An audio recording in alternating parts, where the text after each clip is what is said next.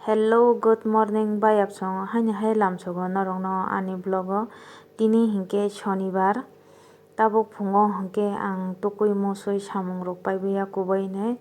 Tabuk hingke ang bread butter kisa seri janai. Watui tem tem tini phungni simi no watui wamani thasa thakliya.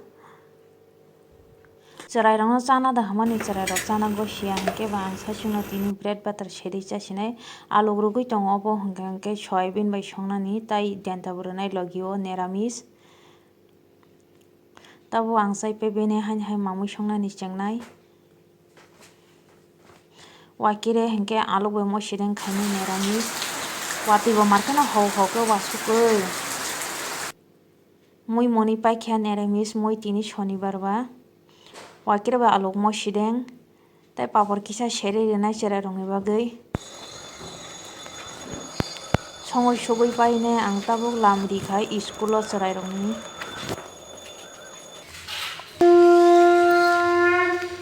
Watui markheno wasuko hau hau ke lama rok bahano watui basagjak ching tongso.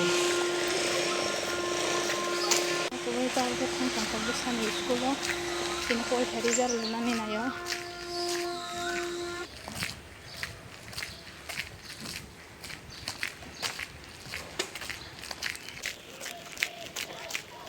Lama rogo watui bathakjak mangsi sini cherai rokni school ke bisik salthaya gana bono abo nang tabo himui thangui tongo gari nangya. Shortcut lama tui thangui tongo tabo hingke kisa. Ui nog gana gana tui kaine thangui tongo lama tui shortcut.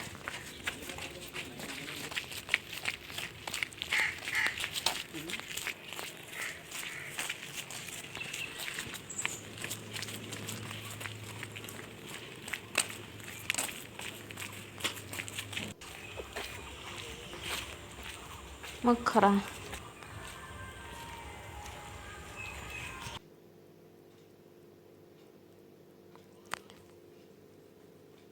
Sogui tui tongkai school o.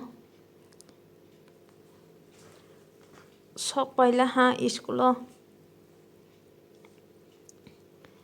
Gate bisingo hapka porikha result naini hai malai phunai norok bai. Tabuk hai result rok naipibuya kubui hai nokolai ba. Nogo thangui tongo.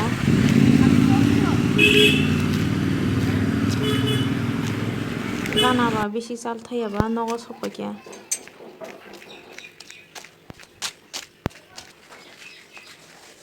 Cherai ni porikha le pass wngkha. Tabuk hingke bo 10 o kakata. Tini ni vlog bahai wngjago khe dol lok hambai.